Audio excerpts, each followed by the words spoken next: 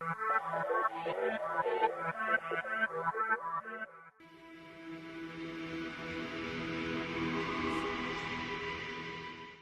think if you look at most recent history, if you go back to the 60s, there was a great book by Sir Lincoln entitled From the Negro Church to the Black Church.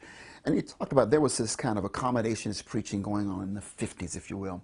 But by late 50s, early 60s, something happens. We get this kind of more prophetic voice comes out. You find the birth of black theology, the voice of Martin King, and that kind of generation of preachers that begin to start the new progressive, the Progressive Baptist Convention. So there was a prophetic voice coming out in the 60s. But then as we fought for civil rights and came over, there became this kind of new black bourgeoisie preaching, much more of praise and breakthrough and prosperity gospel. So we found from prophetic to prosperity or praise preaching, and now we're in this kind of never, never land. And you hear the words of Marvin McMichael saying, "Where have all the prophets gone?" So the voice of the 60s had been lost in this new black bourgeoisie. Now we're trying to find our place in a post-Obama America. So how do African Americans preach to pain and hope and suffering and in the presidential complex and underfunded, overcrowded, understaffed public school systems? So I think we're finding our way back to that prophetic edge, and I think folk like Marvin McMichael in his book, Wherever the Prophet's Gone, I helped leading that conversation.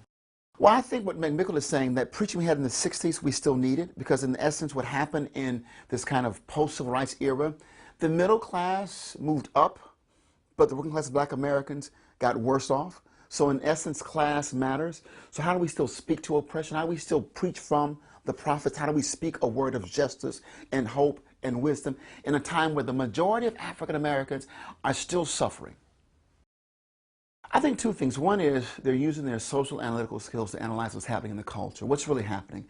We talk about the haves and have-nots. They're looking at the presidential complex, what's going on, how we have this fourth grade to prison pipeline happening in inner city communities. They're analyzing, they're looking at these systemic structural issues that are reinforcing oppression in the culture. And they're asking the question, how does God's word speak back to that and call us to be active agents in liberating people and changing structures? So I see in the best of our preaching, those voices can literally taken seriously, both this social analytical side and this prophetic side of saying, how do the prophets speak back to the situation? And move from just talking about it, from moving what we call being activist-minded to being activist.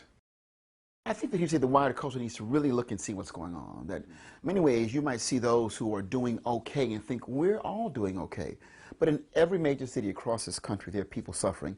Black, Latino, white, etc. The class divide is ever growing. You need to recognize that gap and act on how do we work for more just society, that you should get out of your pew and begin to, it may be something as simple as saying, on my job, we're going to fight for equal pay, or in institutions where we begin to cut back. We tend to cut the janitors before we cut the professors' pay by 5%, right? So what do we speak? How do we speak back to those issues in our lives from a day-to-day perspective?